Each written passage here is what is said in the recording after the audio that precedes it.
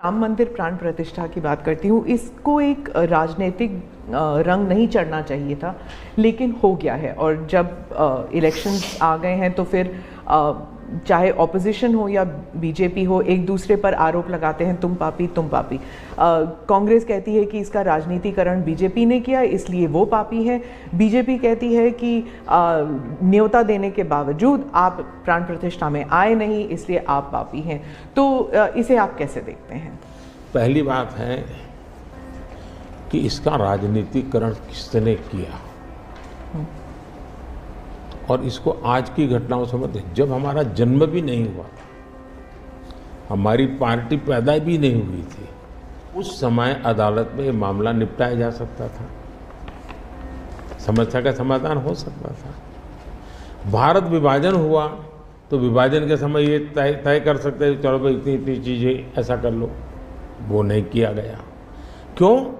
कि एक ऐसा हथियार हाथ में है, जो हथियार वोट बैंक पॉलिटिक्स के लिए मजबूती का एक दांव है, इसलिए उसको पकड़ के रखा गया और बार बार उसको भड़काया गया।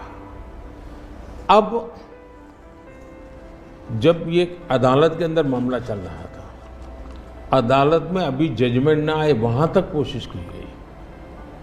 न्यायिक प्रक्रिया से होना चाहिए, तो हमारा संविधान हमें कहता है और सरकार की तो जिम्मेवारी है, लेकिन उसमें भी अड़ंगे डालना, ये क्यों? क्योंकि उनके लिए ये राजनीतिक हथियार था, ऐसे लोगों के लिए।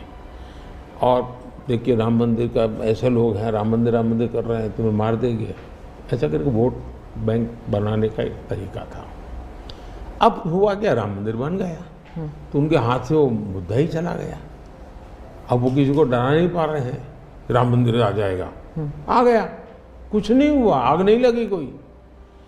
दूसरा, इनकी प्रकृति, आप सोमनाथ मंदिर से लेकर के अब तक की घटनाएं देखिए, वे भारत की मूलभूत आस्थाएं, भारत का मूलभूत जो पिंड है, उसके प्रति नेगेटिविटी लेकर के ही देश में वो अपनी बात है। अब सोमनाथ मंदिर को क्या प्रॉब्लम था? सरदार पटेल थे, डॉक्टर राजेंद्र बाबू को जाना था, वहां तो न जनसंघ था, न भाजपा था, न आरएसएस थी, न कोई लड़ाई थी, लेकिन उन्होंने मना कर दिया जाने। वो जो नेहरू जी की जो चिट्ठी थी, हाँ, जो भी है।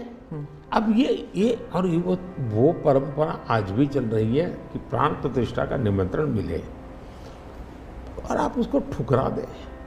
सचमुच में तो आपको गर्व होना चाहिए कि ये राम मंदिर निर्माण करने वाले जो भी लोग हैं, जिन्होंने संघर्ष भी किया है, वे आपके सारे पाप भूल करके, सारे आपके गुनाह भूल करके घर में आकर के आपको इनवाइट कर रहे हैं और नए से व्यवहार शुरू करना चाहते हैं।